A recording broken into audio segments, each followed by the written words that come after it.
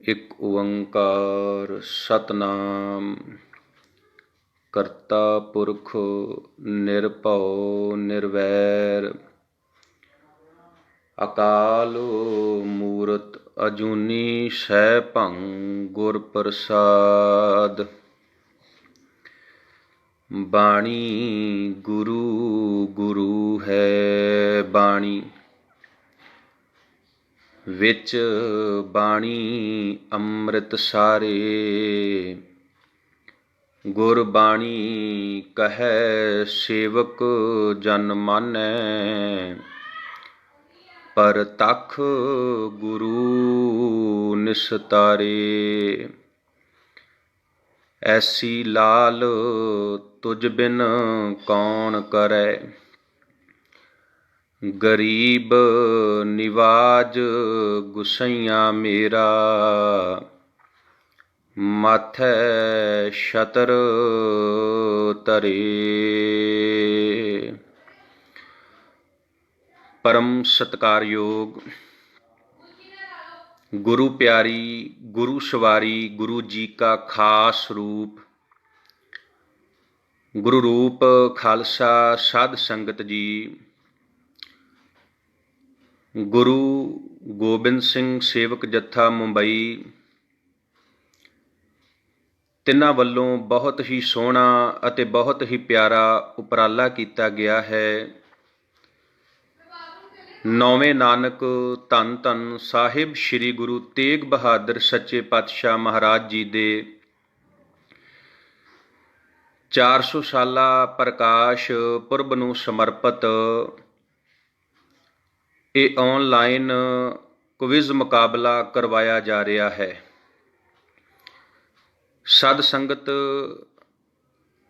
ਅੱਜ ਦਾ ਜੋ ਦਾਸ ਦਾ ਵਿਸ਼ਾ ਹੈ ਉਹ ਹੈ ਧੰਨ ਗੁਰੂ ਤੇਗ ਬਹਾਦਰ ਸੱਚੇ ਪਾਤਸ਼ਾਹ ਮਹਾਰਾਜ ਜੀ ਦਾ ਆਨੰਦਪੁਰ ਸਾਹਿਬ ਤੋਂ ਚੱਲ ਕੇ, ਚੱਕ ਨਾਨਕੀ ਤੋਂ ਚੱਲ ਕੇ ਪਟਨਾ ਸਾਹਿਬ ਅਤੇ ਢਾਕੇ ਦੀ ਧਰਤੀ ਤੇ ਸਿੱਖੀ ਦਾ ਪ੍ਰਚਾਰ ਕਰਨਾ, ਭਾਵ ਪੂਰਬ ਦੀ ਯਾਤਰਾ। ਆਓ ਪਿਆਰ ਦੇ ਨਾਲ, ਭਾਵਨਾ ਦੇ ਨਾਲ, ਇਕਾਗਰਤਾ ਦੇ ਨਾਲ ਆਪਾਂ ਧੰਨ ਸਾਹਿਬ ਸ੍ਰੀ ਗੁਰੂ ਤੇਗ ਬਹਾਦਰ ਸੱਚੇ ਪਾਤਸ਼ਾਹ ਮਹਾਰਾਜ ਜੀ ਦਾ ਇਤਿਹਾਸ ਸਰਵਣ ਕਰਨਾ ਹੈ। ਸਤਿਗੁਰੂ ਪਾਤਸ਼ਾਹ ਜੀ ਦੀਆਂ ਖੁਸ਼ੀਆਂ ਪ੍ਰਾਪਤ ਕਰਨੀਆਂ ਨੇ। ਗੁਰੂ ਤੇਗ ਬਹਾਦਰ ਮਹਾਰਾਜ ਜੀ ਦੀ ਕਿਰਪਾ, ਬਖਸ਼ਿਸ਼ ਅਤੇ ਰਹਿਮਤ ਦੇ ਪਾਤਰ ਬਣਨਾ ਹੈ। ਵਿਚਾਰਾਂ ਦੀ ਪ੍ਰਾਰੰਭਤਾ ਕਰਨ ਤੋਂ ਪਹਿਲਾਂ ਦਸ਼ਮੇਸ਼ ਪਿਤਾ ਸਰਬੰਸਦਾਨੀ ਧੰਨ ਸਾਹਿਬ ਸ੍ਰੀ ਗੁਰੂ ਗੋਬਿੰਦ ਸਿੰਘ ਸੱਚੇ ਪਾਤਸ਼ਾਹ ਮਹਾਰਾਜ ਵੱਲੋਂ ਬਖਸ਼ਿਸ਼ ਕੀਤੀ ਹੋਈ ਫਤਿਹ ਨਾਲ ਸਾਂਝ ਪਾਈਏ ਜੀ। ਇੱਕੋ ਵਾਰੀ ਕਹਿਣ ਤੇ ਗੱਜ ਕੇ ਬੁਲਾਓ ਜੀ ਫਤਿਹ। ਵਾਹਿਗੁਰੂ ਜੀ ਕਾ ਖਾਲਸਾ, ਵਾਹਿਗੁਰੂ ਜੀ ਕੀ ਫਤਿਹ। ਸਦ ਸੰਗਤ, ਧੰਨ ਗੁਰੂ ਤੇਗ ਬਹਾਦਰ ਸੱਚੇ ਪਾਤਸ਼ਾਹ ਮਹਾਰਾਜ ਜਿਨ੍ਹਾਂ ਨੇ ਚੱਕ ਨਾਨਕੀ ਨਗਰ ਵਸਾਇਆ। ਹੁਣ ਜਦੋਂ ਵੀ ਸਾਡੇ ਗੁਰੂ ਸਾਹਿਬਾਨਾਂ ਨੇ ਕੋਈ ਨਗਰ ਵਸਾਇਆ, ਦੂਰੋਂ ਦੂਰੋਂ ਸਿੱਖ ਉਸ ਨਗਰਾਂ ਦੇ ਵਿੱਚ ਆ ਕੇ ਵਸੇ ਅਤੇ ਸਿੱਖ ਉਹਨਾਂ ਨਗਰਾਂ ਦੇ ਦਰਸ਼ਨ ਵੀ ਕਰਨ ਵਾਸਤੇ ਆਏ, ਜਿਹੜੇ ਨਗਰ ਜਾਂ ਜਿਹੜੇ ਸ਼ਹਿਰ ਸਾਡੇ ਗੁਰੂ ਸਾਹਿਬ ਨੇ ਵਸਾਏ। ਹੁਣ ਸਾਧ ਸੰਗਤ ਧਿਆਨ ਦੇਣਾ, ਜਦੋਂ ਧੰਨ ਗੁਰੂ ਤੇਗ ਬਹਾਦਰ ਸੱਚੇ ਪਾਤਸ਼ਾਹ ਮਹਾਰਾਜ ਜੀ ਨੇ ਚੱਕ ਨਾਨਕੀ ਨਗਰ ਵਸਾਇਆ ਤੇ ਦੂਰੋਂ ਦੂਰੋਂ ਸਿੱਖ ਇੱਥੇ ਆ ਕੇ ਵਸੇ। ਇੱਥੇ ਸਿੱਖਾਂ ਨੇ ਆਪਣੇ ਘਰ ਵੀ ਬਣਾਏ ਤੇ ਜਿੱਥੇ ਸਿੱਖ ਇੱਥੇ ਆ ਕੇ ਵਸੇ, ਉੱਥੇ ਦੂਰ ਦੂਰ ਜਿਹੜੇ ਗੁਰੂ ਸਾਹਿਬ ਦੇ ਸਿੱਖ ਰਹਿੰਦੇ ਨੇ, ਦੂਰ ਦੁਰਾਡੇ ਜਿਹੜੇ ਸਿੱਖ ਰਹਿੰਦੇ ਨੇ, ਉਹ ਸਿੱਖ ਇਸ ਨਗਰ ਨੂੰ ਵੇਖਣ ਵੀ ਆਏ, ਗੁਰੂ ਸਾਹਿਬ ਜੀ ਦੇ ਦਰਸ਼ਨ ਕਰਨ ਵਾਸਤੇ ਵੀ ਆਏ।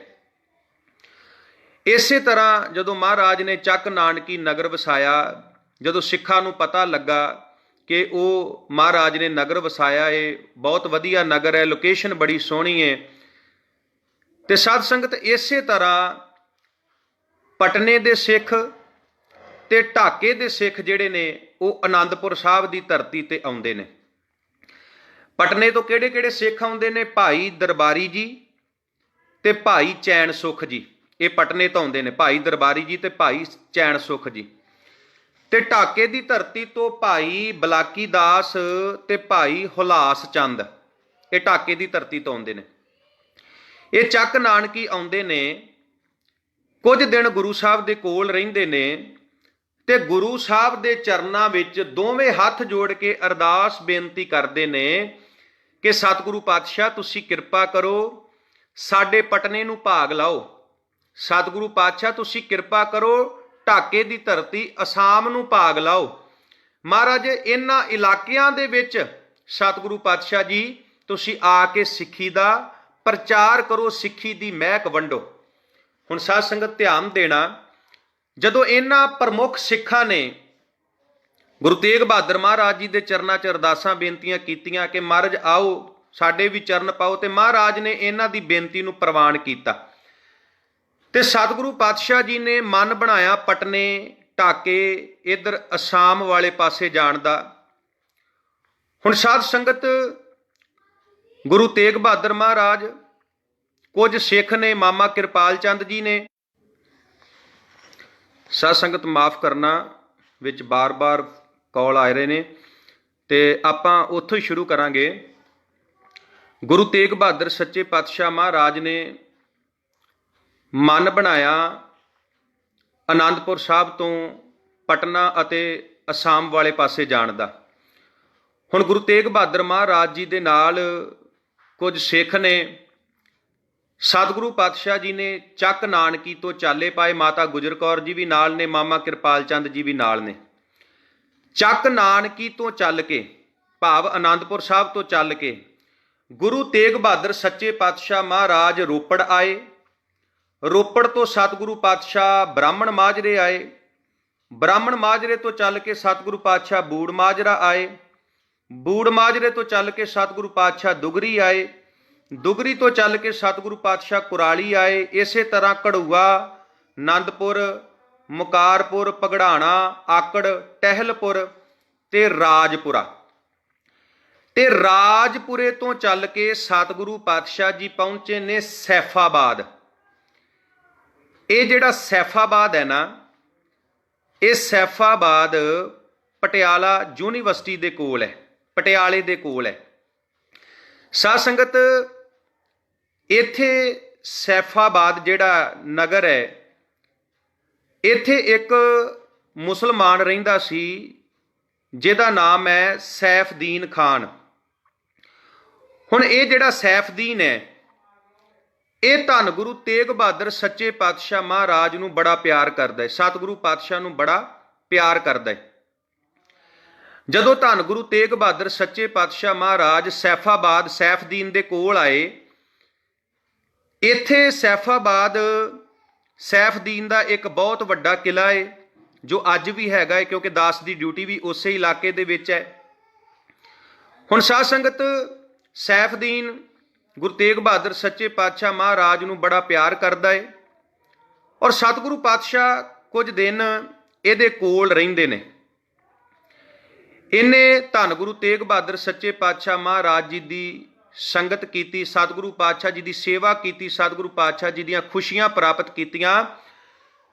ਤੇ ਗੁਰੂ ਤੇਗ ਬਹਾਦਰ ਸੱਚੇ ਪਾਤਸ਼ਾਹ ਮਹਾਰਾਜ ਜਦੋਂ ਇੱਥੋਂ ਚੱਲਦੇ ਨੇ, ਜਦੋਂ ਮਹਾਰਾਜ ਨੇ ਇੱਥੋਂ ਜਾਣਾ ਹੈ, ਤੇ ਸਾਧ ਸੰਗਤ ਸੈਫਦੀਨ ਜਿਹੜਾ ਹੈ ਉਹ ਗੁਰੂ ਤੇਗ ਬਹਾਦਰ ਸੱਚੇ ਪਾਤਸ਼ਾਹ ਮਹਾਰਾਜ ਨੂੰ ਇੱਕ ਘੋੜਾ ਭੇਟ ਕਰਦਾ ਹੈ। ਸੈਫਦੀਨ ਜਿਹੜਾ ਹੈ ਇੱਕ ਘੋੜਾ ਭੇਟ ਕਰਦਾ ਹੈ। ਤੇ ਇਹ ਜਿਹੜਾ ਘੋੜਾ ਸੈਫਦੀਨ ਗੁਰੂ ਸਾਹਿਬ ਨੂੰ ਭੇਟ ਕਰਦਾ ਹੈ, ਇਸ ਘੋੜੇ ਦਾ ਨਾਂ ਜਿਹੜਾ ਸਿੱਖਾਂ ਨੇ ਰੱਖਿਆ ਸ਼੍ਰੀਧਰ ਘੋੜਾ, ਸ਼੍ਰੀਧਰ ਘੋੜਾ। ਔਰ ਲਗਭਗ ਬਨਾਰਸ ਤੱਕ ਸਤਿਗੁਰੂ ਪਾਤਸ਼ਾਹ ਇਸ ਘੋੜੇ ਨੂੰ ਆਪਣੇ ਨਾਲ ਰੱਖਦੇ ਨੇ। ਇੱਕ ਮੈਂ ਇੱਥੇ ਹੋਰ ਬੇਨਤੀ ਕਰ ਦਵਾਂ ਸਾਧ ਸੰਗਤ, ਜਿਹਨੂੰ ਕਿਸੇ ਸਮੇਂ ਸੈਫਾਬਾਦ ਕਿਹਾ ਜਾਂਦਾ ਸੀ, ਇੱਥੇ ਸੈਫਦੀਨ ਦਾ ਕਿਲਾ ਹੈ ਜੋ ਅੱਜ ਵੀ ਹੈਗਾ ਏ। ਜਦੋਂ ਗੁਰੂ ਤੇਗ ਬਹਾਦਰ ਮਹਾਰਾਜ ਸੈਫਾਬਾਦ ਗਏ ਤੇ ਸਾਧ ਸੰਗਤ ਸੈਫਾਬਾਦ ਨਗਰ ਦਾ ਨਾਮ ਜਿਹੜਾ ਉਹ ਗੁਰੂ ਤੇਗ ਬਹਾਦਰ ਮਹਾਰਾਜ ਦੇ ਨਾਮ ਤੋਂ ਬਹਾਦਰਗੜ੍ਹ ਪੈ ਗਿਆ। ਬਹਾਦਰਗੜ੍ਹ ਪਟਿਆਲੇ ਤੋਂ ਰਾਜਪੁਰਾ ਰੋਡ ਤੇ ਬਹਾਦਰਗੜ੍ਹ ਨਗਰ ਹੈ। ਤੇ ਕਿਸੇ ਸਮੇਂ ਇਹਦਾ ਨਾਮ ਸੈਫਾਬਾਦ ਸੀ, ਪਰ ਜਦੋਂ ਗੁਰੂ ਤੇਗ ਬਹਾਦਰ ਮਹਾਰਾਜ ਇੱਥੇ ਆਏ ਫਿਰ ਇਸ ਨਗਰ ਦਾ ਨਾਮ ਜਿਹੜਾ ਉਹ ਗੁਰੂ ਸਾਹਿਬ ਜੀ ਦੇ ਨਾਮ ਤੋਂ ਬਹਾਦਰਗੜ੍ਹ ਰੱਖਿਆ ਗਿਆ। ਤੇ ਅੱਜ ਇੱਥੇ 9ਵੀਂ ਪਾਤਸ਼ਾਹੀ ਗੁਰੂ ਤੇਗ ਬਹਾਦਰ ਮਹਾਰਾਜ ਜੀ ਦਾ ਗੁਰਦੁਆਰਾ ਜਿਹੜਾ ਹੈ ਉਹ ਸੁਸ਼ੋਭਿਤ ਹੈ। ਸਾਧ ਸੰਗਤ, ਗੁਰੂ ਤੇਗ ਬਹਾਦਰ ਸੱਚੇ ਪਾਤਸ਼ਾਹ ਮਹਾਰਾਜ ਇੱਥੋਂ ਬਹਾਦਰਗੜ੍ਹ ਤੋਂ ਚੱਲੇ, ਸੈਫਾਬਾਦ ਤੋਂ ਚੱਲੇ, ਇੱਥੋਂ ਚੱਲ ਕੇ ਸਤਿਗੁਰੂ ਪਾਤਸ਼ਾਹ ਸੁਨਾਮ, ਸ਼ਾਜਲੀ, ਇਸੇ ਤਰ੍ਹਾਂ ਲਹਿਰਾ ਗਾਗਾ, ਤੇ ਲਹਿਰੇ ਗਾਗੇ ਤੋਂ ਚੱਲ ਕੇ ਸਤਿਗੁਰੂ ਪਾਤਸ਼ਾਹ ਜੀ ਧਮਧਾਨ ਪੁੱਜਦੇ ਨੇ। ਧਮਧਾਨ ਲਗਭਗ 6 ਮਹੀਨੇ ਪਹਿਲਾਂ ਮਹਾਰਾਜ ਇੱਥੇ ਆਏ ਸੀ ਤੇ 6 ਮਹੀਨੇ ਬਾਅਦ ਆਨੰਦਪੁਰ ਵਸਾ ਕੇ, ਚੱਕ ਨਾਨਕੀ ਵਸਾ ਕੇ, ਲਗਭਗ 5-6 ਮਹੀਨਿਆਂ ਦੇ ਵਿੱਚ ਸਤਿਗੁਰੂ ਪਾਤਸ਼ਾਹ ਹੁਣ ਫਿਰ ਦੂਜੀ ਵਾਰੀ ਧਮਧਾਨ ਆਉਂਦੇ ਨੇ। ਜਦੋਂ ਦੂਜੀ ਵਾਰੀ ਸਤਿਗੁਰੂ ਪਾਤਸ਼ਾਹ ਧਮਧਾਨ ਆਉਂਦੇ ਨੇ, ਭਾਈ ਦੱਗੋ ਨੂੰ ਜਦੋਂ ਪਤਾ ਲੱਗਾ, ਖਬਰ ਮਿਲੀ ਕਿ ਸਤਿਗੁਰੂ ਪਾਤਸ਼ਾਹ ਧਮਧਾਨ ਦੀ ਧਰਤੀ ਤੇ ਆਏ ਨੇ, ਚਾਹ ਚੜ ਗਏ ਭਾਈ ਦੱਗੋ ਨੂੰ, ਸਿੱਖ ਸੰਗਤਾਂ ਨੂੰ ਚਾਹ ਚੜ ਗਏ ਕਿ ਗੁਰੂ ਤੇਗ ਬਹਾਦਰ ਸੱਚੇ ਪਾਤਸ਼ਾਹ ਮਹਾਰਾਜ ਫਿਰ ਜਿਹੜੇ ਨੇ ਉਹ ਧਮਧਾਨ ਦੀ ਧਰਤੀ ਤੇ ਆਏ ਨੇ। ਹੁਣ ਸਾਧ ਸੰਗਤ ਧਿਆਨ ਦੇਣਾ, ਇਸੇ ਹੀ ਧਮਧਾਨ ਦੀ ਧਰਤੀ ਤੇ ਜਦੋਂ ਮਹਾਰਾਜ ਪਹਿਲੀ ਵਾਰੀ ਆਏ ਸੀ, ਸਤਿਗੁਰੂ ਪਾਤਸ਼ਾਹ ਜੀ ਨੇ ਸਿੱਖੀ ਦਾ ਪ੍ਰਚਾਰ ਕੀਤਾ ਆਸ-ਪਾਸ ਦੇ ਨਗਰਾਂ ਦੇ ਵਿੱਚ। ਇਹ ਗੱਲ ਔਰੰਗਜ਼ੇਬ ਨੂੰ ਚੰਗੀ ਨਹੀਂ ਸੀ ਲੱਗੀ, ਕਿਉਂਕਿ ਔਰੰਗਜ਼ੇਬ ਨੂੰ ਸਿੱਖੀ ਦਾ ਪ੍ਰਚਾਰ ਚੰਗਾ ਨਹੀਂ ਸੀ ਲੱਗਦਾ, ਚੁੱਭਦਾ ਸੀ। ਉਹ ਕਹਿੰਦਾ ਸੀ, ਚਾਹੁੰਦਾ ਸੀ ਵੀ ਸਿੱਖੀ ਦਾ ਪ੍ਰਚਾਰ ਨਾ ਹੋਵੇ, ਸਿੱਖ ਧਰਮ ਵਧੇ ਫੁੱਲੇ ਨਾ। ਉਹ ਇੰਨਾ ਕੱਟੜ ਮੁਸਲਮਾਨ ਸੀ, ਉਹ ਕਹਿੰਦਾ ਸੀ ਵੀ ਕੇਵਲ ਤੇ ਕੇਵਲ ਹਿੰਦੁਸਤਾਨ ਦੇ ਵਿੱਚ ਇੱਕੋ ਧਰਮ ਹੋਣਾ ਚਾਹੀਦਾ ਹੈ, ਉਹ ਹੈ ਇਸਲਾਮ। ਨਾਰੇ ਲੱਗਣ ਤੇ ਜਾ ਅਲੀ ਅੱਲਾਹੂ ਦੇ ਲੱਗਣ, ਸਿੱਖ ਧਰਮ ਨਹੀਂ ਹੋਣਾ ਚਾਹੀਦਾ। ਹੁਣ ਜਦੋਂ ਸਾਧ ਸੰਗਤ ਔਰੰਗਜ਼ੇਬ ਨੂੰ ਪਤਾ ਲੱਗਾ ਕਿ ਫਿਰ ਗੁਰੂ ਸਾਹਿਬ ਧਮਧਾਨ ਆਏ ਨੇ, ਮਹਾਰਾਜ ਫਿਰ ਇੱਥੇ ਜਿਹੜਾ ਏ ਸਿੱਖੀ ਦਾ ਪ੍ਰਚਾਰ ਕਰ ਰਹੇ ਨੇ, ਤੇ ਔਰੰਗਜ਼ੇਬ ਨੇ ਭਾਈ ਕਿਰਪਾਲ ਸਿੰਘ ਚੰਦਨ ਤੇ ਗੁਰਮੀਤ ਸਿੰਘ ਕੁਰਾਲੀ, ਉਹਨਾਂ ਨੇ ਭੱਟਵਈਆਂ ਦਾ ਹਵਾਲਾ ਦਿੱਤਾ ਕਿ ਜਦੋਂ ਮਹਾਰਾਜ ਦੂਜੀ ਵਾਰ ਧਮਧਾਨ ਗਏ ਨੇ, ਸਿੱਖੀ ਦਾ ਪ੍ਰਚਾਰ ਕੀਤਾ, ਕੁਝ ਦਿਨ ਸਤਿਗੁਰੂ ਪਾਤਸ਼ਾਹ ਇੱਥੇ ਰਹੇ, ਔਰੰਗਜ਼ੇਬ ਨੂੰ ਪਤਾ ਲੱਗਾ, ਔਰੰਗਜ਼ੇਬ ਨੇ ਆਲਮ ਖਾਂ ਰੋਹੇਲੇ ਨੂੰ ਭੇਜਿਆ ਗੁਰੂ ਸਾਹਿਬ ਨੂੰ ਗ੍ਰਿਫਤਾਰ ਕਰਨ ਵਾਸਤੇ। ਹੁਣ ਇਸੇ ਧਮਧਾਨ ਤੋਂ ਸਤਿਗੁਰੂ ਪਾਤਸ਼ਾਹ ਜੀ ਦੀ ਜਿਹੜੀ ਇਹ ਪਹਿਲੀ ਗ੍ਰਿਫਤਾਰੀ ਹੁੰਦੀ ਹੈ, ਜੋ ਕੁਝ ਵਿਦਵਾਨਾਂ ਨੇ ਲਿਖਿਆ ਹੈ ਭੱਟਵਈਆਂ ਦੇ ਹਵਾਲੇ ਦੇ ਕੇ, ਜਿਨ੍ਹਾਂ ਵਿੱਚ ਪ੍ਰਿੰਸੀਪਲ ਸਤਬੀਰ ਸਿੰਘ ਵੀ ਨੇ। ਹੁਣ ਸਤਿਗੁਰੂ ਪਾਤਸ਼ਾਹ ਜੀ ਨੂੰ ਇੱਥੋਂ ਧਮਧਾਨ ਤੋਂ ਗ੍ਰਿਫਤਾਰ ਕਰਕੇ ਜਿਹੜਾ ਦਿੱਲੀ ਲਿਜਾਇਆ ਜਾਂਦਾ ਹੈ।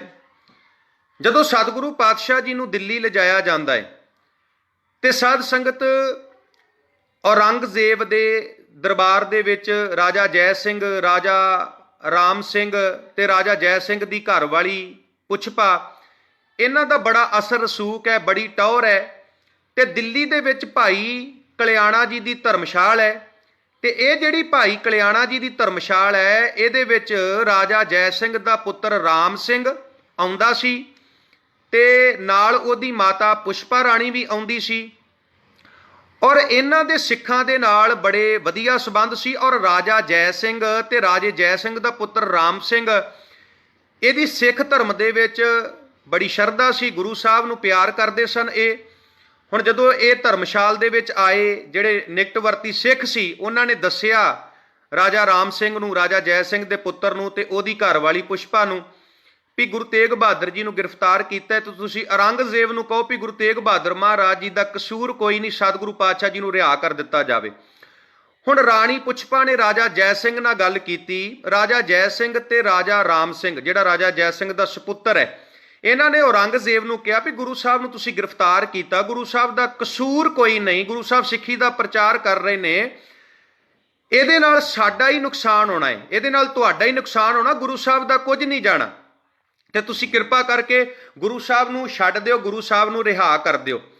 ਹੁਣ ਸਾਧ ਸੰਗਤ, ਜਿਹੜਾ ਰਾਜਾ ਜੈ ਸਿੰਘ ਸੀ, ਉਹਦੀ ਪੂਰੀ ਚੱਲਦੀ ਸੀ, ਉਹਦੀ ਪੂਰੀ ਟੌਰ ਸੀ ਔਰੰਗਜ਼ੇਬ ਦੇ ਦਰਬਾਰ ਦੇ ਵਿੱਚ, ਤੇ ਰਾਜਾ ਜੈ ਸਿੰਘ ਦੀ ਬੇਨਤੀ ਨੂੰ ਮੰਨ ਕੇ ਔਰੰਗਜ਼ੇਬ ਨੂੰ ਗੁਰੂ ਤੇਗ ਬਹਾਦਰ ਮਹਾਰਾਜ ਨੂੰ ਰਿਹਾ ਕਰਨਾ ਪਿਆ, ਗੁਰੂ ਤੇਗ ਬਹਾਦਰ ਮਹਾਰਾਜ ਨੂੰ ਛੱਡਣਾ ਪਿਆ। ਅੰਦਰੋਂ ਨਹੀਂ ਸੀ ਛੱਡਣਾ ਚਾਹੁੰਦਾ, ਪਰ ਉਹਦਾ ਹੁਕਮ ਮੰਨ ਕੇ ਛੱਡਣਾ ਪਿਆ। ਹੁਣ ਸਾਧ ਸੰਗਤ ਧਿਆਨ ਦੇਣਾ, ਜਦੋਂ ਸਤਿਗੁਰੂ ਪਾਤਸ਼ਾਹ ਜੀ ਨੂੰ ਦਿੱਲੀ ਤੋਂ ਰਿਹਾ ਕੀਤਾ ਜਾਂਦਾ ਹੈ ਤੇ ਗੁਰੂ ਤੇਗ ਬਹਾਦਰ ਸੱਚੇ ਪਾਤਸ਼ਾਹ ਮਹਾਰਾਜ ਦਿੱਲੀ ਤੋਂ ਜਾਂਦੇ ਨੇ ਮਥੁਰਾ, ਮਥੁਰਾ ਤੋਂ ਸਤਿਗੁਰੂ ਪਾਤਸ਼ਾਹ ਜਾਂਦੇ ਬਿੰਦਰਾਬਨ, ਬਿੰਦਰਾਬਨ ਤੋਂ ਸਤਿਗੁਰੂ ਪਾਤਸ਼ਾਹ ਜਾਂਦੇ ਨੇ ਆਗਰੇ, ਤੇ ਆਗਰੇ ਜਦੋਂ ਸਤਿਗੁਰੂ ਪਾਤਸ਼ਾਹ ਜੀ ਪਹੁੰਚਦੇ ਨੇ ਇੱਥੇ ਮਾਈ ਜੱਸੀ ਜੀ ਦੇ ਕੋਲ ਸਤਿਗੁਰੂ ਪਾਤਸ਼ਾਹ ਜੀ ਨੇ ਜਾ ਕੇ ਟਿਕਾਣਾ ਕੀਤਾ।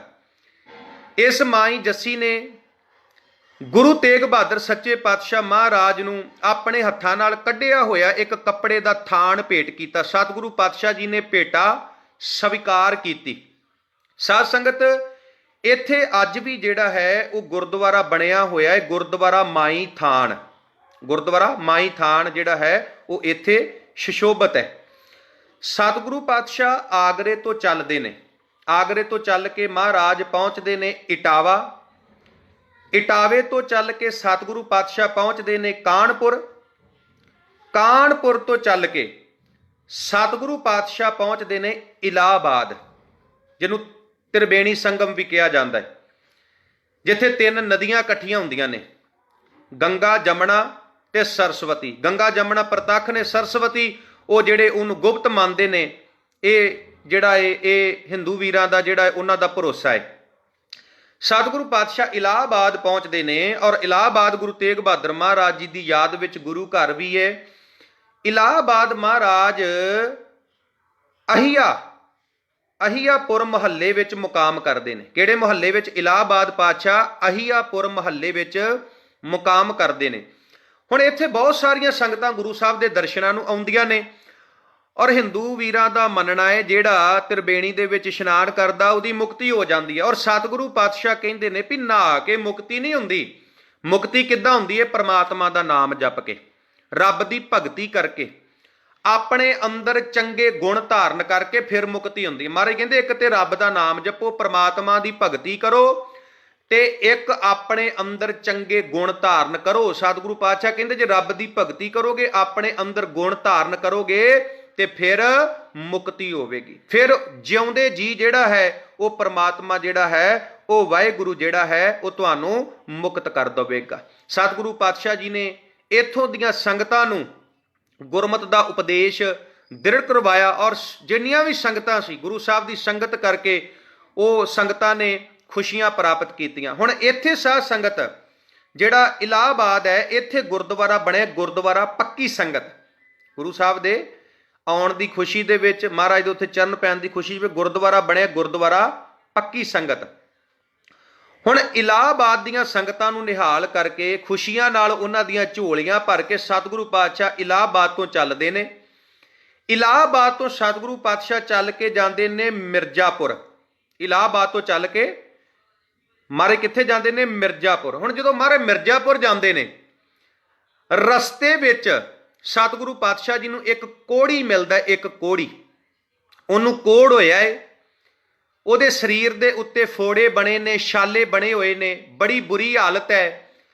ਪਰਿਵਾਰ ਵਾਲਿਆਂ ਨੇ ਉਹਨੂੰ ਘਰੋਂ ਕੱਢ ਦਿੱਤਾ, ਪਿੰਡ ਵਾਲਿਆਂ ਨੇ ਪਿੰਡੋਂ ਕੱਢ ਦਿੱਤਾ, ਬੜੀ ਬੁਰੀ ਹਾਲਤ ਹੈ। ਤੇ ਸਾਧ ਸੰਗਤ ਜਦੋਂ ਗੁਰੂ ਤੇਗ ਬਹਾਦਰ ਸੱਚੇ ਪਾਤਸ਼ਾਹ ਮਹਾਰਾਜ ਉਸ ਕੋਹੜੀ ਨੂੰ ਮਿਲਦੇ ਨੇ, ਉਹ ਕੋਹੜੀ ਹੱਥ ਜੋੜ ਕੇ ਗੁਰੂ ਤੇਗ ਬਹਾਦਰ ਮਹਾਰਾਜ ਦੇ ਅੱਗੇ ਅਰਦਾਸ ਬੇਨਤੀ ਕਰਦਾ, ਮਹਾਰਾਜ ਮੈਨੂੰ ਕੋਹੜ ਹੋਇਆ ਹੈ, ਛੂਤ ਦੀ ਬਿਮਾਰੀ ਹੈ, ਕੋਈ ਮੇਰੇ ਲਾਗੇ ਨਹੀਂ ਆਉਂਦਾ, ਕੋਈ ਮੈਨੂੰ ਰੋਟੀ ਪਾਣੀ ਨਹੀਂ ਦਿੰਦਾ। ਸਤਿਗੁਰੂ ਪਾਤਸ਼ਾਹ ਮੈਂ ਬੜਾ ਦੁਖੀ ਹਾਂ, ਕਿਰਪਾ ਕਰੋ ਮਹਾਰਾਜ ਮੇਰਾ ਇਹ ਰੋਗ ਕੱਟ ਦਿਓ। ਬੰਦਾ ਰੋਗੀ ਪਤਾ ਕਦੋਂ ਹੁੰਦਾ? ਜਦੋਂ ਬੰਦਾ ਰੱਬ ਨੂੰ ਭੁੱਲ ਜਾਂਦਾ। ਮਹਾਰਾਜ ਕਹਿੰਦੇ ਪਰਮੇਸ਼ਰ ਤੇ ਭੁੱਲਿਆ ਵਿਆਪਣ ਸਭੇ ਰੋਗ, ਬੇਮੁਖ ਹੋਏ ਰਾਮ ਤੇ ਲੱਗਣ ਜਨਮ ਵਿਜੋਗ। ਖਸਮ ਵਿਸਾਰ ਕੀਏ ਰਸ ਭੋਗ, ਤਾਂ ਤਨ ਉਠ ਖਲੋਏ ਰੋਗ। ਜਿਉ ਤਪਤ ਹੈ ਬਾਰੋ ਬਾਰ, ਤਪ ਤਪ ਖਪੇ ਬਹੁਤ ਬੇਕਾਰ। ਜੈ ਤਨ ਬਾਣੀ ਵਿਸਰ ਜਾਏ, ਜਿਉ ਪੱਕਾ ਰੋਗੀ ਵਿਲ ਲਾਏ। ਜਦੋਂ ਬੰਦਾ ਰੱਬ ਨੂੰ ਭੁੱਲ ਜਾਂਦਾ ਤੇ ਬੰਦਾ ਮਾਨਸਿਕ ਰੋਗੀ ਬਣ ਜਾਂਦਾ ਹੈ, ਤੇ ਜਿਹੜਾ ਮਾਨਸਿਕ ਰੋਗੀ ਬਣ ਜਾਂਦਾ ਹੈ ਉਹਨੂੰ ਸਰੀਰਕ ਰੋਗ ਆਪਣੇ ਆਪ ਹੀ ਲੱਗ ਜਾਂਦੇ ਨੇ। ਜਦੋਂ ਆਪਾਂ ਡਾਕਟਰ ਦੇ ਕੋਲ ਜਾਂਦੇ, ਡਾਕਟਰ ਪਤਾ ਕੀ ਕਹਿੰਦੇ? ਵੀ ਮਨ ਕਰਕੇ ਖੁਸ਼ ਰਿਹਾ ਕਰੋ, ਚਿੰਤਾ ਨਾ ਕਰਿਆ ਕਰੋ। ਕਿਉਂਕਿ ਜਦੋਂ ਬੰਦਾ ਚਿੰਤਾ ਕਰਦਾ ਹੈ, ਫਿਰ ਸਿਆਣੇ ਕਹਿੰਦੇ ਚਿੰਤਾ ਚਿਖਾ ਬਰਾਬਰ। ਚਿੰਤਾ ਦੇ ਨਾਲ ਰੋਗ ਲੱਗਦੇ ਨੇ, ਫਿਕਰ ਦੇ ਨਾਲ ਰੋਗ ਲੱਗਦੇ ਨੇ। ਡਾਕਟਰ ਕਹਿੰਦੇ ਚਿੰਤਾ ਨਹੀਂ ਕਰਨੀ। ਮਹਾਰਾਜ ਦੀ ਬਾਣੀ ਵੀ ਕਹਿੰਦੀ ਚਿੰਤਾ ਛੱਡ ਅਚਿੰਤ ਰਹੋ, ਨਾ ਕਰ ਚਿੰਤ, ਚਿੰਤਾ ਹੈ ਕਰਤੇ ਨਾਨਕ ਚਿੰਤਾ ਮਤ ਕਰੋ, ਚਿੰਤਾ ਤਿਸ ਹੀ ਏ। ਬੰਦਾ ਰੋਗੀ ਉਦੋਂ ਹੁੰਦਾ ਜਦੋਂ ਬੰਦਾ ਰੱਬ ਨੂੰ ਭੁੱਲ ਜਾਂਦਾ, ਪ੍ਰਮਾਤਮਾ ਨੂੰ ਭੁੱਲ ਜਾਂਦਾ। ਇਸ ਕਰਕੇ ਸਾਧ ਸੰਗਤ ਇੱਕੋ ਹੀ ਅਰਦਾਸ ਕਰੋ ਕਿ ਮਹਾਰਾਜ ਸਾਨੂੰ ਤੁਹਾਡਾ ਨਾਮ ਨਾ ਵਿਸਰੇ, ਵਾਹਿਗੁਰੂ ਤੁਹਾਡਾ ਨਾਮ ਨਾ ਵਿਸਰੇ। ਅਸੀਂ ਸਵੇਰੇ ਵੀ ਤੁਹਾਡਾ ਸ਼ੁਕਰਾਨਾ ਕਰੀਏ, ਸ਼ਾਮ ਨੂੰ ਵੀ ਸ਼ੁਕਰਾਨਾ ਕਰੀਏ, ਦਿਨ ਰਾਤੀ ਆਰਾਧੋ ਪਿਆਰੋ ਨਿਮਖ ਨਾ ਕੀਜੈ ਢੀਲਾ। ਹੁਣ ਸਾਧ ਸੰਗਤ ਧਿਆਨ ਦੇਣਾ, ਮਿਰਜ਼ਾਪੁਰ ਸਤਿਗੁਰੂ ਪਾਤਸ਼ਾਹ ਪਹੁੰਚਦੇ ਨੇ, ਕੋੜੀ ਮਿਲਦਾ ਹੈ, ਅਰਦਾਸਾਂ ਬੇਨਤੀਆਂ ਕਰਦਾ ਏ, ਸਤਿਗੁਰੂ ਪਾਤਸ਼ਾਹ ਇਸ ਕੋੜੀ ਦਾ ਕੋਡ ਠੀਕ ਕਰ ਦਿੰਦੇ ਨੇ, ਇਹ ਬਿਲਕੁਲ ਠੀਕ ਹੋ ਜਾਂਦਾ ਹੈ, ਮਹਾਰਾਜ ਦਾ ਸ਼ਰਧਾਲੂ ਬਣ ਜਾਂਦਾ ਹੈ, ਮਹਾਰਾਜ ਦਾ ਸਿੱਖ ਬਣ ਜਾਂਦਾ ਹੈ। ਇੱਥੇ ਹੀ ਜਦੋਂ ਸਤਿਗੁਰੂ ਪਾਤਸ਼ਾਹ ਮਿਰਜ਼ਾਪੁਰ ਪਹੁੰਚਦੇ ਨੇ ਤੇ ਮਿਰਜ਼ਾਪੁਰ ਇੱਥੇ ਸਤਿਗੁਰੂ ਪਾਤਸ਼ਾਹ ਜੀ ਨੂੰ ਭਾਈ ਬਾਲਚੰਦ, ਭਾਈ ਹਰਕ੍ਰਿਸ਼ਨ, ਭਾਈ ਚਤਰਭੋਜ ਤੇ ਭਾਈ ਲਾਲੂ ਜੀ ਵਰਗੇ ਸਿੱਖ ਮਿਲਦੇ ਨੇ। ਸਤਿਗੁਰੂ ਪਾਤਸ਼ਾਹ ਇਹਨਾਂ ਸਿੱਖਾਂ ਨੂੰ ਬੇਅੰਤ ਬਖਸ਼ਿਸ਼ਾਂ ਦਿੰਦੇ ਨੇ ਤੇ ਸਾਧ ਸੰਗਤ ਇੱਥੇ ਮਿਰਜ਼ਾਪੁਰ ਗੁਰੂ ਸਾਹਿਬ ਦੀ ਯਾਦ ਦੇ ਵਿੱਚ ਗੁਰਦੁਆਰਾ ਬਣਿਆ ਹੈ, ਗੁਰਦੁਆਰਾ ਗੁਰੂ ਕੀ ਸੰਗਤ। ਮਿਰਜ਼ਾਪੁਰ ਤੋਂ ਚੱਲ ਕੇ ਸਤਿਗੁਰੂ ਪਾਤਸ਼ਾਹ ਕਿੱਥੇ ਪਹੁੰਚਦੇ ਨੇ? ਮਹਾਰਾਜ ਪਹੁੰਚਦੇ ਨੇ ਬਨਾਰਸ। ਬਨਾਰਸ ਇੱਥੇ ਸਤਿਗੁਰੂ ਪਾਤਸ਼ਾਹ ਜੀ ਨੂੰ ਕੁਝ ਪ੍ਰਸਿੱਧ ਸਿੱਖ ਮਿਲਦੇ ਨੇ। ਉਹ ਪ੍ਰਸਿੱਧ ਸਿੱਖ ਕਿਹੜੇ ਨੇ? ਉਹ ਪ੍ਰਸਿੱਧ ਸਿੱਖ ਨੇ ਭਾਈ ਜਵਾਰੀ ਮੱਲ, ਭਾਈ ਰਾਮ ਰਾਏ, ਭਾਈ ਕਿਰਪਾਲ, ਭਾਈ ਭਿਖਾਰੀ। ਤੇ ਇੱਥੇ ਗੁਰੂ ਸਾਹਿਬ ਜੀ ਦੀ ਯਾਦ ਦੇ ਵਿੱਚ ਗੁਰਦੁਆਰਾ ਬਣਿਆ ਹੈ, ਗੁਰਦੁਆਰਾ ਗੁਰੂ ਕਾ ਬਾਗ। ਮਿਰਜ਼ਾਪੁਰ ਤੋਂ ਮਹਾਰਾਜ ਬਨਾਰਸ ਪਹੁੰਚਦੇ ਨੇ। ਜਦੋਂ ਬਨਾਰਸ ਜਾਂਦੇ ਨੇ, ਸੰਗਤਾਂ ਸਤਿਗੁਰੂ ਪਾਤਸ਼ਾਹ ਜੀ ਦਾ ਸਵਾਗਤ ਕਰਦੀਆਂ ਨੇ। ਇੱਥੇ ਜਿਹੜੀ ਸਿੱਖੀ ਹੈ, ਕਿਉਂਕਿ ਇੱਥੇ ਕਦੀ ਗੁਰੂ ਨਾਨਕ ਸਾਹਿਬ ਵੀ ਸਿੱਖੀ ਦਾ ਪ੍ਰਚਾਰ ਕਰਕੇ ਗਏ ਸਨ, ਔਰ ਗੁਰੂ ਨਾਨਕ ਸਾਹਿਬ ਨੇ ਜਿਹੜਾ ਬੂਟਾ ਲਾਇਆ ਸੀ ਉਹ ਅੱਗੇ ਦੀ ਅੱਗੇ ਫਲ ਦੇ ਰਿਹਾ ਸੀ। ਤੇ ਇੱਥੇ ਜਿਹੜੇ ਕੁਝ ਸਿੱਖ ਰਹਿੰਦੇ ਨੇ, ਜਿਹੜੇ ਗੁਰੂ ਨਾਨਕ ਦੇ ਘਰ ਨੂੰ ਪਿਆਰ ਕਰਦੇ ਨੇ, ਭਾਈ ਜਵਾਰੀ ਮੱਲ, ਭਾਈ ਰਾਮ ਰਾਏ, ਭਾਈ ਕਿਰਪਾਲ ਤੇ ਭਾਈ ਭਿਖਾਰੀ। ਇੱਥੇ ਸਤਿਗੁਰੂ ਪਾਤਸ਼ਾਹ ਇਹਨਾਂ ਸਿੱਖਾਂ ਨੂੰ ਮਿਲਦੇ ਨੇ, ਸਿੱਖ ਗੁਰੂ ਸਾਹਿਬ ਨੂੰ ਮਿਲਦੇ ਨੇ। ਕੁਝ ਦਿਨ ਮਹਾਰਾਜ ਜੀ ਦੇ ਸਿੱਖੀ ਦਾ ਪ੍ਰਚਾਰ ਕਰਦੇ ਨੇ ਤੇ ਇੱਥੇ ਗੁਰਦੁਆਰਾ ਗੁਰੂ ਸਾਹਿਬ ਦੀ ਯਾਦ ਵਿੱਚ ਬਣਿਆ ਗੁਰਦੁਆਰਾ ਗੁਰੂ ਕਾ ਬਾਗ। ਹੁਣ ਸਾਧ ਸੰਗਤ ਧਿਆਨ ਦੇਣਾ, ਬਨਾਰਸ ਤੋਂ ਚੱਲ ਕੇ ਸਤਿਗੁਰੂ ਪਾਤਸ਼ਾਹ ਸਸਰਾਮ ਪਹੁੰਚਦੇ ਨੇ, ਜਿਹਨੂੰ ਸਾਸਾਰਾਮ ਵੀ ਕਿਹਾ ਜਾਂਦਾ ਹੈ। ਇੱਥੋਂ ਦਾ ਸਸਰਾਮ ਦਾ ਗੁਰੂ ਸਾਹਿਬ ਦਾ ਇੱਕ ਸਿੱਖ ਹੈ ਜਿਹੜਾ ਹੈ ਭਾਈ ਫੱਗੂ, ਜਿਹਦਾ ਨਾਮ ਹੈ ਚਾਚਾ ਫੱਗੂ। ਗੁਰੂ ਸਾਹਿਬ ਨੂੰ ਪਹਿਲਾਂ ਕਦੀ ਨਹੀਂ ਮਿਲਿਆ, ਪਰ ਗੁਰੂ ਸਾਹਿਬ ਦੀ ਸ਼ੋਭਾ ਸੁਣੀ ਹੈ, ਗੁਰੂ ਸਾਹਿਬ ਦੀ ਵਡਿਆਈ ਸੁਣੀ ਹੈ, ਔਰ ਗੁਰੂ ਤੇਗ ਬਹਾਦਰ ਸਾਹਿਬ ਨੂੰ ਬੜਾ ਪਿਆਰ ਕਰਦਾ ਹੈ। ਚਾਚਾ ਫੱਗੂ ਜਿਹੜਾ ਸਸਰਾਮ ਦਾ ਰਹਿਣ ਵਾਲਾ ਹੈ, ਸਾਸਾਰਾਮ ਦਾ ਰਹਿਣ ਵਾਲਾ ਹੈ, ਜਿਹੜਾ ਯੂਪੀ ਤੇ ਬਿਹਾਰ ਦੇ ਬਾਰਡਰ ਦੇ ਉੱਤੇ ਹੈ। ਹੁਣ ਸਾਧ ਸੰਗਤ ਧਿਆਨ ਦੇਣਾ, ਜਿਹੜਾ ਚਾਚਾ ਫੱਗੂ ਹੈ, ਭਾਈ ਫੱਗੂ ਹੈ, ਇਹਨੇ ਬਹੁਤ ਸੋਹਣੀ ਕੋਠੀ ਬਣਾਈ, ਬਹੁਤ ਸੋਹਣਾ ਘਰ ਬਣਾਇਆ, ਆਲੀਸ਼ਾਨ ਮਹਿਲ ਬਣਾਇਆ। ਇਹਨੇ ਆਪਣੇ ਘਰ ਦਾ ਦਰਵਾਜ਼ਾ ਜਿਹੜਾ ਮੇਨ ਐਂਟਰੀ ਹੈ ਉਹ ਬਹੁਤ ਵੱਡਾ ਰੱਖਿਆ ਸੀ ਵੀ ਗੁਰੂ ਸਾਹਿਬ ਸਣੇ ਘੋੜੇ ਮੇਰੇ ਘਰ ਵਿੱਚ ਆਉਣ। ਹੁਣ ਧਿਆਨ ਦੇਣਾ, ਜਦੋਂ ਇਹਨੇ ਘਰ ਬਣਾਇਆ ਤੇ ਸਾਰਾ ਪਿੰਡ, ਸਾਰਾ ਸਸਰਾਮ ਸ਼ਹਿਰ ਇਹਨੂੰ ਕਹਿੰਦਾ ਏ ਵੀ ਚਾਚਾ ਫੱਗੂ, ਤੂੰ ਐਡਾ ਸੋਹਣਾ ਘਰ ਬਣਾਇਆ ਤੇ ਤੂੰ ਘਰ ਵਿੱਚ ਰਿਹਾਇਸ਼ ਕਿਉਂ ਨਹੀਂ ਕਰਦਾ, ਤੂੰ ਸਮਾਨ ਕਿਉਂ ਨਹੀਂ ਰੱਖਦਾ? ਤੇ ਚਾਚਾ ਫੱਗੂ ਗੁਰੂ ਤੇਗ ਬਹਾਦਰ ਜੀ ਨੂੰ ਇੰਨਾ ਪਿਆਰ ਕਰਦਾ ਏ, ਇਦਾਂ ਦਾ ਪਿਆਰ ਗੁਰੂ ਨਾਲ ਪਾਈਏ ਫਿਰ ਗੁਰੂ ਦੀਆਂ ਖੁਸ਼ੀਆਂ ਮਿਲਣੀਆਂ। ਤੇ ਚਾਚਾ ਫੱਗੂ ਪਿੰਡ ਵਾਲਿਆਂ ਨੂੰ ਕਹਿੰਦਾ, ਇਹ ਘਰ ਮੇਰਾ ਨਹੀਂ, ਇਹ ਗੁਰੂ ਤੇਗ ਬਹਾਦਰ ਮਹਾਰਾਜ ਜੀ ਦਾ ਘਰ ਹੈ। ਜਿੰਨਾ ਚਿਰ ਗੁਰੂ ਤੇਗ ਬਹਾਦਰ ਮਹਾਰਾਜ ਮੇਰੇ ਘਰ ਨਹੀਂ ਨਾ ਆਉਂਦੇ, ਚਰਨ ਨਹੀਂ ਪਾ ਲੈਂਦੇ, ਉਹਨਾਂ ਚਿਰ ਮੈਂ ਆਪਣੇ ਘਰ ਵਿੱਚ ਸਮਾਨ ਨਹੀਂ ਰੱਖਦਾ, ਉਹਨਾਂ ਚਿਰ ਮੈਂ ਘਰ ਵਿੱਚ ਪੈਰ ਨਹੀਂ ਪਾਉਣਾ, ਉਹਨਾਂ ਚਿਰ ਮੈਂ ਰਿਹਾਇਸ਼ ਨਹੀਂ ਕਰਨੀ। ਹੁਣ ਇਹ ਹਰ ਰੋਜ਼ ਗੁਰੂ ਤੇਗ ਬਹਾਦਰ ਮਹਾਰਾਜ ਨੂੰ ਯਾਦ ਕਰਦਾ ਹੈ। ਤੇ ਜਦੋਂ ਆਪਾਂ ਪਾਵਨ ਬਾਣੀ ਪੜ੍ਹਦੇ ਹਾਂ, ਮਹਾਰਾਜ ਕਹਿੰਦੇ, ਜਾਣਨਹਾਰ ਪ੍ਰਭੂ ਪ੍ਰਬੀਨ, ਬਾਹਰ ਭੇਖ ਨਾ ਕਾਹੂ ਪੀਨ, ਘਟ ਘਟ ਕੇ ਅੰਤਰ ਕੀ ਜਾਣ। ਭਾਵਨਾ ਨਾਲ ਸਿੱਖ ਯਾਦ ਕਰੇ ਤੇ ਗੁਰੂ ਜਾਵੇ ਨਾ, ਇਹ ਕਦੀ ਹੋ ਨਹੀਂ ਸਕਦਾ।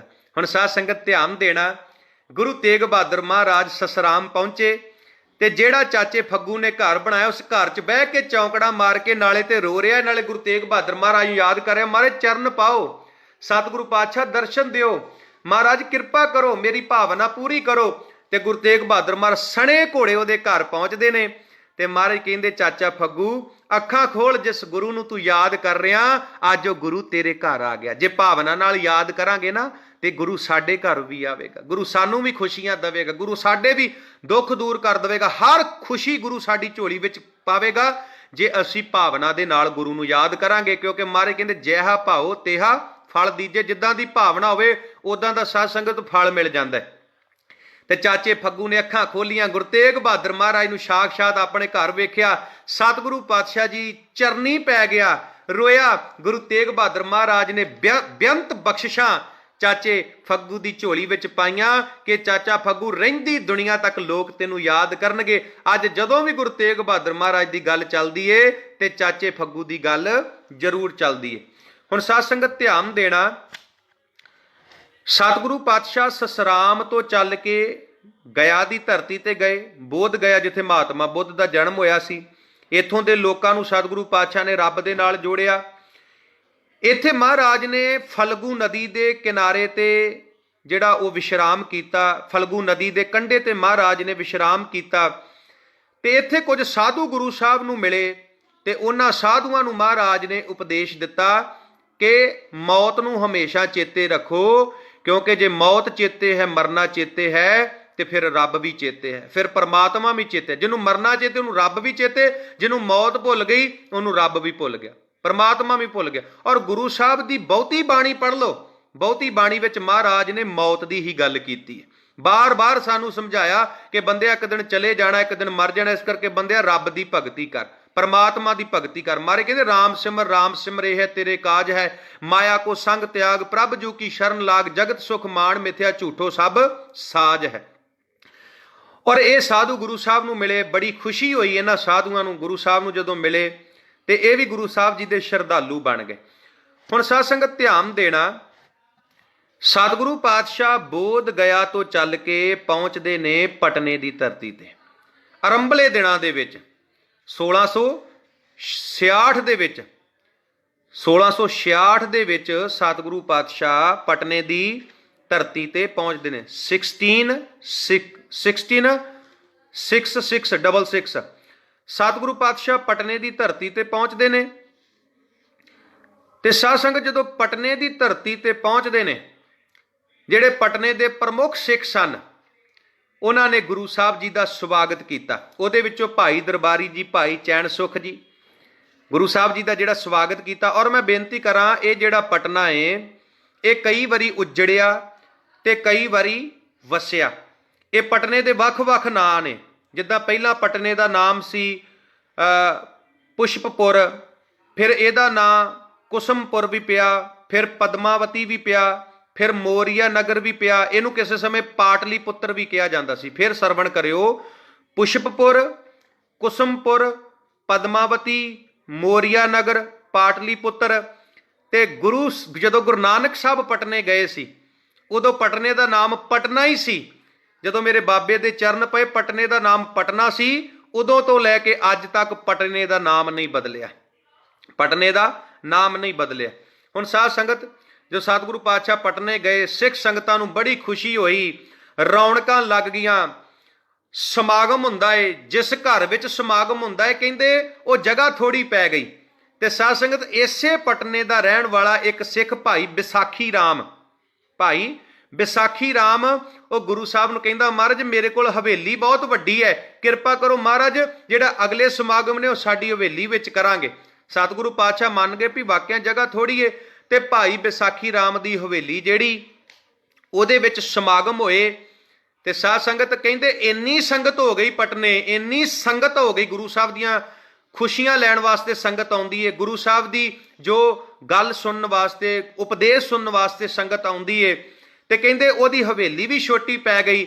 ਤੇ ਫਿਰ ਗੁਰੂ ਸਾਹਿਬ ਨੇ ਉਹ ਅਸਥਾਨ ਸੁਣਿਆ ਜਿੱਥੇ ਅੱਜ ਗੁਰਦੁਆਰਾ ਤਖਤ ਸ੍ਰੀ ਹਰਿਮੰਦਰ ਜੀ ਪਟਨਾ ਸਾਹਿਬ ਹੈ, ਜਿਹੜਾ ਮੇਨ ਗੁਰਦੁਆਰਾ, ਉਹ ਅਸਥਾਨ ਚੁਣਿਆ। ਇਹ ਅਸਥਾਨ ਬਹੁਤ ਵੱਡਾ ਸੀ। ਇੱਥੇ ਫਿਰ ਸਮਾਗਮ ਹੁੰਦੇ ਨੇ, ਸਤ ਸੰਗਤ ਹੁੰਦੀ ਏ, ਰੋਜ਼ ਸਿੱਖ ਸੰਗਤਾਂ ਆਉਂਦੀਆਂ ਨੇ। ਗੁਰੂ ਤੇਗ ਬਹਾਦਰ ਸੱਚੇ ਪਾਤਸ਼ਾਹ ਮਹਾਰਾਜ ਤੇ ਇੱਥੇ ਸੰਗਤਾਂ ਦੀਆਂ ਝੋਲੀਆਂ ਭਰਦੇ ਨੇ, ਸੰਗਤਾਂ ਖੁਸ਼ੀਆਂ ਲੈਂਦੀਆਂ ਨੇ।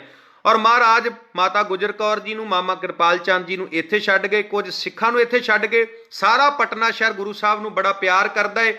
ਤੇ ਮਹਾਰਾਜ ਨੇ ਇੱਥੋਂ ਪਟਨੇ ਤੋਂ ਢਾਕੇ ਜਾਣ ਦਾ, ਅਸਾਮ ਵਾਲੇ ਪਾਸੇ ਜਾਣ ਦਾ ਮਨ ਬਣਾਇਆ, ਕਿਉਂਕਿ ਢਾਕੇ ਦੇ ਸਿੱਖ ਵੀ ਅਨੰਦਪੁਰ ਸਾਹਿਬ ਮਹਾਰਾਜ ਕੋਲ ਆਏ ਸੀ, ਮਹਾਰਾਜ ਸਾਡੇ ਵੀ ਨਗਰ ਨੂੰ ਭਾਗ ਲਾਓ। ਹੁਣ ਗੁਰੂ ਸਾਹਿਬ ਪਟਨੇ ਤੋਂ ਚੱਲਦੇ ਨੇ। ਪਟਨੇ ਤੋਂ ਚੱਲ ਕੇ ਮਹਾਰਾਜ ਬੂੜ ਪਹੁੰਚਦੇ ਨੇ। ਬੂੜ ਤੋਂ ਚੱਲ ਕੇ ਸਤਿਗੁਰੂ ਪਾਤਸ਼ਾਹ ਮੁਗੇਰ ਪਹੁੰਚਦੇ ਨੇ। ਜਦੋਂ ਮਹਾਰਾਜ ਮੁਗੇਰ ਪਹੁੰਚਦੇ ਨੇ, ਇੱਥੇ ਇੱਕ ਹਿੰਦੂ ਬਾਬਾ ਪਰਦੇਸੀ ਰਾਮ, ਇੱਕ ਹਿੰਦੂ ਵੀਰ ਬਾਬਾ ਪਰਦੇਸੀ ਰਾਮ ਕਈ ਹਿੰਦੂਆਂ ਨਾਲ ਗੁਰੂ ਸਾਹਿਬ ਨੂੰ ਮਿਲਦਾ ਹੈ, ਗੱਲਬਾਤ ਕਰਦਾ ਹੈ। ਤੇ ਇਹ ਸਾਰੇ ਸਿੱਖ ਬਣ ਜਾਂਦੇ ਨੇ। ਗੁਰੂ ਸਾਹਿਬ ਦੇ ਸਿਧਾਂਤ ਤੋਂ, ਗੁਰੂ ਸਾਹਿਬ ਦੀ ਵਿਚਾਰਧਾਰਾ ਤੋਂ ਪ੍ਰਭਾਵਿਤ ਹੋ ਕੇ ਸਾਰੇ ਸਿੱਖ ਬਣ ਜਾਂਦੇ ਨੇ। ਮੁਗੇਰ ਤੋਂ ਚੱਲ ਕੇ ਸਤਿਗੁਰੂ ਪਾਤਸ਼ਾਹ ਭਾਗਲਪੁਰ ਜਾਂਦੇ ਨੇ। ਭਾਗਲਪੁਰ ਤੋਂ ਚੱਲ ਕੇ ਸਤਿਗੁਰੂ ਪਾਤਸ਼ਾਹ ਮੁਰਸ਼ਿਦਾਬਾਦ ਜਾਂਦੇ ਨੇ। ਤੇ ਮੁਰਸ਼ਿਦਾਬਾਦ ਤੋਂ ਚੱਲ ਕੇ ਸਤਿਗੁਰੂ ਪਾਤਸ਼ਾਹ ਢਾਕੇ ਦੀ ਧਰਤੀ ਤੇ ਜਾਂਦੇ ਨੇ, ਢਾਕੇ ਦੀ ਧਰਤੀ ਤੇ। ਹੁਣ ਜਦੋਂ ਮਹਾਰਾਜ ਢਾਕੇ ਦੀ ਧਰਤੀ ਤੇ ਪਹੁੰਚਦੇ ਨੇ, ਢਾਕੇ ਦੀ ਧਰਤੀ ਤੇ ਭਾਈ ਬਲਾਕੀ ਦਾਸ, ਭਾਈ ਹੁਲਾਸ ਚੰਦ, ਭਾਈ ਨੱਥਾ ਜੀ, ਭਾਈ ਅਲਮਸਤ ਜੀ, ਇਹ ਸਿੱਖ ਰਹਿੰਦੇ ਨੇ। ਜਦੋਂ ਪਤਾ ਲੱਗਾ ਗੁਰੂ ਸਾਹਿਬ ਢਾਕੇ ਆਏ ਨੇ, ਇਹਨਾਂ ਸਾਰਿਆਂ ਸਿੱਖਾਂ ਨੇ ਗੁਰੂ ਸਾਹਿਬ ਨੂੰ ਬੜਾ ਸਤਿਕਾਰ ਦਿੱਤਾ। ਇਸੇ ਢਾਕੇ ਦੀ ਧਰਤੀ ਤੇ ਮਹਾਰਾਜ ਨੇ ਅਸਾਮ ਦੀ ਧਰਤੀ ਤੇ ਸਿੱਖੀ ਦਾ ਪ੍ਰਚਾਰ ਕੀਤਾ, ਸਿੱਖੀ ਦੀ ਮਹਿਕ ਵੰਡੀ, ਸਿੱਖ ਸਿਧਾਂਤਾਂ ਦੀ ਮਹਿਕ ਵੰਡੀ, ਔਰ ਬਹੁਤ ਲੋਕਾਂ ਨੇ ਸਿੱਖੀ ਸਿਧਾਂਤ ਨੂੰ ਅਪਣਾਇਆ, ਸਿੱਖੀ ਨੂੰ ਅਪਣਾਇਆ ਵੀ ਇਹ ਬਹੁਤ ਵਧੀਆ, ਬੜਾ ਪਿਆਰਾ ਧਰਮ ਹੈ, ਇਹ ਤੇ ਰੱਬ ਨਾਲ ਜੁੜਨ ਵਾਲਾ ਧਰਮ ਹੈ, ਸਾਰਿਆਂ ਨੂੰ ਪਿਆਰ ਕਰਨ ਵਾਲਾ ਧਰਮ ਹੈ। ਤੇ ਸਾਧ ਸੰਗਤ, ਇਸੇ ਢਾਕੇ ਦੇ ਰਹਿਣ ਵਾਲੇ ਭਾਈ ਬਲਾਕੀ ਦਾਸ, ਉਹਦੀ ਮਾਂ, ਜਿਹੜੇ ਗੁਰੂ ਸਾਹਿਬ ਨੂੰ ਬੜਾ ਪਿਆਰ ਕਰਦੇ ਨੇ, ਬਲਾਕੀ ਦਾਸ ਨੇ ਇੱਕ ਪਲੰਘ ਬਣਾਇਆ ਹੈ, ਉਹਦੀ ਮਾਂ ਨੇ ਇੱਕ ਚੋਲਾ ਸੀਤਾ ਹੈ, ਮਹਾਰਾਜ ਉਹ ਚੋਲਾ ਪਾਉਂਦੇ ਨੇ।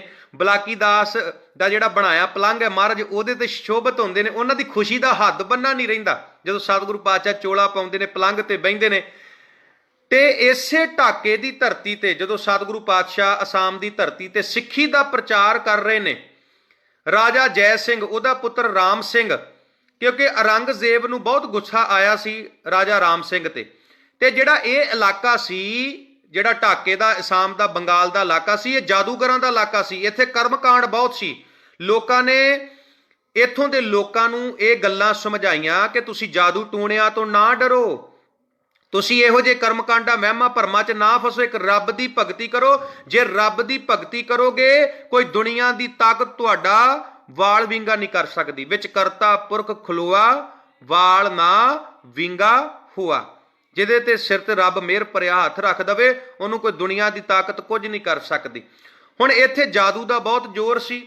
ਰਾਜਾ ਰਾਮ ਸਿੰਘ ਜਿਹੜਾ ਸੀ, ਔਰੰਗਜ਼ੇਬ ਨੇ ਉਹਦੀ ਡਿਊਟੀ ਲਾ ਦਿੱਤੀ ਕਿ ਤੂੰ ਇਹ ਜਿਹੜਾ ਏਰੀਆ ਹੈ ਨਾ, ਢਾਕੇ ਦਾ, ਅਸਾਮ ਦਾ, ਬੰਗਾਲ ਦਾ, ਇਹ ਜਿਹੜਾ ਏਰੀਆ ਸੀ, ਇਹ ਅਹੋਮੀ ਕਬੀਲੇ ਦੇ ਅੰਡਰ ਸੀ। ਕਿਹੜੇ ਕਬੀਲੇ ਦੇ ਅੰਡਰ ਸੀ? ਅਹੋਮੀ। ਐੜਾ ਹਾਹੇ ਨੂੰ ਹੋੜਾ, ਮੰਮੇ ਨੂੰ ਬਿਹਾਰੀ। ਅਹੋਮੀ ਕਬੀਲੇ ਦੇ ਅੰਡਰ ਸੀ। ਇਹ ਬਹੁਤ ਤਾਕਤਵਰ ਲੋਕ ਸੀ, ਇਹ ਔਰੰਗਜ਼ੇਬ ਤੋਂ ਡਰਦੇ ਨਹੀਂ ਸੀ।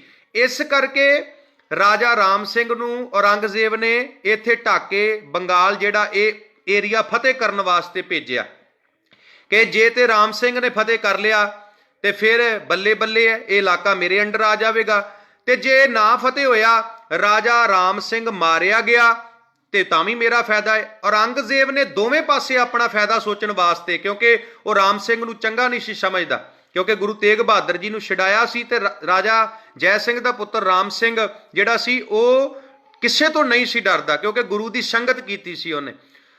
ਹੁਣ ਉਹਨੇ ਕਿਹਾ ਵੀ ਜੇ ਤੇ ਏਰੀਆ ਫਤਿਹ ਕਰ ਲਿਆ, ਜੇ ਜਿੱਤ ਲਿਆ ਢਾਕੇ ਨੂੰ, ਬੰਗਾਲ ਨੂੰ, ਅਸਾਮ ਨੂੰ ਜਿੱਤ ਲਿਆ ਤੇ ਫਿਰ ਮੇਰਾ ਫਾਇਦਾ ਹੈ, ਤੇ ਜੇ ਨਾ ਜਿੱਤਿਆ ਗਿਆ, ਇਹ ਮਰ ਗਿਆ, ਤਾਂ ਵੀ ਮੇਰਾ ਫਾਇਦਾ ਹੈ।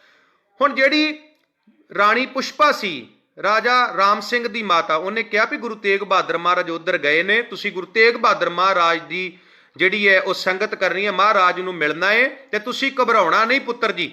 ਰਾਜਾ ਰਾਮ ਸਿੰਘ ਢਾਕੇ ਆਇਆ, ਮਹਾਰਾਜ ਨੂੰ ਮਿਲਿਆ। ਇੱਕ ਪਾਸੇ ਅਹੋਮੀ ਕਬੀਲੇ ਦਾ ਰਾਜਾ ਚੱਕਰਧਵਜ ਹੈ ਤੇ ਇੱਕ ਪਾਸੇ ਰਾਜਾ ਰਾਮ ਸਿੰਘ ਹੈ। ਇਹਨਾਂ ਦੋਵਾਂ ਦੇ ਵਿੱਚ ਲੜਾਈ ਹੋਣੀ ਸੀ। ਹੁਣ ਜਿਹੜਾ ਚੱਕਰਧਵਜ ਰਾਜਾ ਹੈ ਅਹੋਮੀ ਕਬੀਲੇ ਦਾ, ਉਹ ਵੀ ਗੁਰੂ ਸਾਹਿਬ ਦੀ ਸੰਗਤ ਕਰਨ ਲੱਗ ਪਿਆ ਤੇ ਰਾਜਾ ਰਾਮ ਸਿੰਘ ਤੇ ਪਹਿਲਾਂ ਹੀ ਗੁਰੂ ਸਾਹਿਬ ਦੀ ਸੰਗਤ ਕਰਦਾ ਸੀ, ਔਰ ਇਹਨਾਂ ਦੀ ਲੜਾਈ ਹੋਣੀ ਸੀ। ਪਰ ਗੁਰੂ ਸਾਹਿਬ ਨੇ ਇਹਨਾਂ ਦੀ ਲੜਾਈ ਰੋਕ ਦਿੱਤੀ, ਇਹਨਾਂ ਦੇ ਵਿੱਚ ਫੈਸਲਾ ਕਰਵਾ ਦਿੱਤਾ, ਸਮਝੌਤਾ ਕਰਵਾ ਦਿੱਤਾ, ਕੰਪਰੋਮਾਈਜ਼ ਕਰਵਾ ਦਿੱਤਾ ਵੀ ਜਿੰਨੀ ਤੁਹਾਡੀ ਜਗ੍ਹਾ ਏ ਤੁਸੀਂ ਆਰਾਮ ਤੇ ਪਿਆਰ ਦੇ ਨਾਲ ਰਹੋ, ਤੇ ਜਿੰਨੀ ਇਹਨਾਂ ਦੀ ਜਗ੍ਹਾ ਏ ਇਹਨਾਂ ਨੂੰ ਆਰਾਮ ਤੇ ਪਿਆਰ ਦੇ ਨਾਲ ਰਹਿਣ ਦਿਓ, ਲੜੋ ਨਾ। ਆ ਜੋ ਕੁਝ ਵੀ ਹੈ ਇਹ ਇੱਥੇ ਹੀ ਰਹਿ ਜਾਣਾ ਹੈ, ਕੁਝ ਵੀ ਸਾਡੇ ਨਾਲ ਨਹੀਂ ਜਾਣਾ। ਤੇ ਸਾਧ ਸੰਗਤ, ਇਹ ਦੋਵੇਂ ਰਾਜੇ ਜਿਹੜੇ ਨੇ, ਰਾਜਾ ਰਾਮ ਸਿੰਘ ਤੇ ਰਾਜਾ ਚੱਕਰਧਵਜ, ਅਹੋਮੀ ਕਬੀਲੇ ਦਾ ਰਾਜਾ, ਇਹਨਾਂ ਨੇ ਗੁਰੂ ਸਾਹਿਬ ਦੀ ਗੱਲ ਮੰਨੀ। ਸਤਿਗੁਰੂ ਪਾਤਸ਼ਾਹ ਨੇ ਇਹਨਾਂ ਦੀ ਸੁਲ੍ਹਾ ਸਫਾਈ ਕਰਾਈ ਤੇ ਇਹ ਦੋਵੇਂ ਹੀ ਇੱਥੇ ਪਿਆਰ ਦੇ ਨਾਲ ਰਹਿੰਦੇ ਨੇ। ਤੇ ਸਾਧ ਸੰਗਤ, ਗੁਰੂ ਤੇਗ ਬਹਾਦਰ ਸੱਚੇ ਪਾਤਸ਼ਾਹ ਮਹਾਰਾਜ ਇਸ ਢਾਕੇ ਦੀ ਧਰਤੀ ਨੂੰ ਭਾਗ ਲਾਉਂਦੇ ਨੇ, ਸਿੱਖੀ ਦਾ ਪ੍ਰਚਾਰ ਕਰਦੇ ਨੇ, ਅਸਾਮ, ਬੰਗਾਲ। ਤੇ ਜਦੋਂ ਮਹਾਰਾਜ ਢਾਕੇ ਤੋਂ ਜਾਣ ਦਾ ਫੈਸਲਾ ਕਰਦੇ ਨੇ, ਜਿਹੜਾ ਬਲਾਕੀ ਦਾਸ ਹੈ, ਜਿਹੜੀ ਬਲਾਕੀ ਦਾਸ ਦੀ ਮਾਤਾ ਹੈ, ਬਹੁਤ ਰੋਂਦੇ ਨੇ, ਸਤਿਗੁਰੂ ਪਾਤਸ਼ਾਹ ਨਾ ਛੱਡ ਕੇ ਜਾਓ, ਅਸੀਂ ਮਰ ਜਾਵਾਂਗੇ, ਅਸੀਂ ਤੁਹਾਡੇ ਬਿਨਾਂ ਰਹਿ ਨਹੀਂ ਸਕਦੇ। ਤੇ ਮਹਾਰਾਜ ਕਹਿੰਦੇ ਵੀ ਨਹੀਂ, ਜਾਣਾ ਪੈਣਾ ਹੈ। ਹੁਣ ਧਿਆਨ ਦੇਣਾ, ਬਲਾਕੀ ਦਾਸ ਦੀ ਮਾਂ ਕਹਿੰਦੀ ਹੈ, ਸਤਿਗੁਰੂ ਪਾਤਸ਼ਾਹ ਮੈਂ ਤੁਹਾਡੀ ਇੱਕ ਤਸਵੀਰ ਬਣਾ ਸਕਦੀ ਹਾਂ, ਉਹਨੂੰ ਵੇਖ ਕੇ ਮੈਂ ਸਦਾ ਤੁਹਾਨੂੰ ਯਾਦ ਕਰਿਆ ਕਰਾਂਗੀ। ਤੇ ਮਹਾਰਾਜ ਕਹਿੰਦੇ ਵੀ ਕੋਈ ਨਹੀਂ, ਬਣਾ ਲਓ। ਸਾਧ ਸੰਗਤ ਇੱਕ ਵਧੀਆ ਜਿਹੜਾ ਪੇਂਟਰ ਸੱਦਿਆ ਗਿਆ ਤਸਵੀਰ ਬਣਾਉਣ ਵਾਸਤੇ, ਕਹਿੰਦਾ ਕਹਾਉਂਦਾ ਸ਼ਾਹੀ ਘਰਾਣਿਆਂ ਵਿੱਚੋਂ ਜਿਹੜਾ ਉੱਥੋਂ ਦਾ ਸਭ ਤੋਂ ਵੱਡਾ ਪੇਂਟਰ ਸੀ, ਜਿਹੜਾ ਬਹੁਤ ਸੋਹਣੀਆਂ ਤਸਵੀਰਾਂ ਬਣਾਉਂਦਾ ਸੀ, ਉਹਨੂੰ ਸੱਦਿਆ ਗਿਆ। ਉਹ ਜਦੋਂ ਗੁਰੂ ਸਾਹਿਬ ਦੀ ਤਸਵੀਰ ਬਣਾਉਂਦਾ ਹੈ ਨਾ, ਤੇ ਸਾਧ ਸੰਗਤ ਗਰਦਨ ਤੱਕ, ਇੱਥੋਂ ਤੱਕ ਤਸਵੀਰ ਬਣਦੀ ਹੈ, ਗੁਰੂ ਸਾਹਿਬ ਦਾ ਚਿਹਰਾ ਉਹਦੇ ਕੋਲੋਂ ਨਹੀਂ ਬਣਦਾ। 1 ਦਿਨ 2 ਦਿਨ 3 ਦਿਨ 1 ਹਫ਼ਤਾ ਲੱਗ ਗਿਆ, ਗਰਦਨ ਤੱਕ ਬਣ ਜਾਂਦੀ ਹੈ, ਪਰ ਜਦੋਂ ਚਿਹਰਾ ਆਉਂਦਾ ਹੈ ਮਹਾਰਾਜ ਦਾ ਚਿਹਰਾ ਨਹੀਂ ਬਣਦਾ। ਸੱਚ ਜਾਣਿਓ, ਉਹ ਹੱਥ ਜੋੜ ਦਿੰਦਾ ਹੈ, ਕਹਿੰਦਾ ਮਹਾਰਾਜ ਮੈਂ ਤੁਹਾਡੀ ਤਸਵੀਰ ਨਹੀਂ ਬਣਾ ਸਕਦਾ। ਧਿਆਨ ਦੇਣਾ ਸਾਧ ਸੰਗਤ, ਸਤਿਗੁਰੂ ਪਾਤਸ਼ਾਹ ਆਪ ਕਲਮ ਫੜਦੇ ਨੇ ਤੇ ਮਹਾਰਾਜ ਆਪਣੀ ਤਸਵੀਰ ਆਪ ਬਣਾਉਂਦੇ ਨੇ। ਦੁਨੀਆ ਦੇ ਵਿੱਚ ਇੱਕੋ ਇੱਕ ਸ਼ਖਸੀਅਤ ਹੈ ਜਿਹਨੇ ਆਪਣੀ ਹੱਥਾਂ ਦੇ ਨਾਲ ਆਪਣੀ ਪੇਂਟਿੰਗ ਬਣਾਈ, ਆਪਣਾ ਮਹਾਰਾਜ ਨੇ ਚਿਹਰਾ ਬਣਾਇਆ।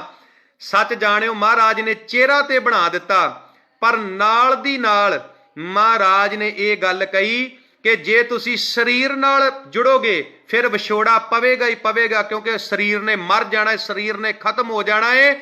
ਸਿੱਖ ਨੇ ਸਰੀਰ ਨਾਲ ਨਹੀਂ ਜੁੜਨਾ, ਸਿੱਖ ਨੇ ਗੁਰੂ ਦੇ ਸ਼ਬਦ ਨਾਲ ਜੁੜਨਾ ਹੈ। ਗੁਰੂ ਦੇ ਸ਼ਬਦ ਨੇ ਕਦੀ ਨਹੀਂ ਮਰਨਾ। ਜੇ ਗੁਰੂ ਦੇ ਸ਼ਬਦ ਨਾਲ ਜੁੜੋਗੇ ਕਦੀ ਵਿਛੋੜਾ ਨਹੀਂ ਪਵੇਗਾ। ਸਤਿਗੁਰ ਮੇਰਾ ਸਦਾ ਸਦਾ ਨਾ ਆਵੇ ਨਾ ਜਾਏ। ਮਹਾਰਾਜ ਨੇ ਬਲਾਕੀ ਦਾਸ ਨੂੰ ਇਹ ਗੱਲ ਕਹੀ, ਗੁਰ ਮੂਰਤ ਗੁਰ ਸ਼ਬਦ ਹੈ। ਗੁਰੂ ਦੀ ਮੂਰਤ ਆ ਨਹੀਂ, ਇਹ ਤੇ ਚਲੀ ਜਾਣੀ ਹੈ। ਗੁਰੂ ਦੀ ਮੂਰਤ ਕੀ ਹੈ? ਗੁਰੂ ਦਾ ਸ਼ਬਦ।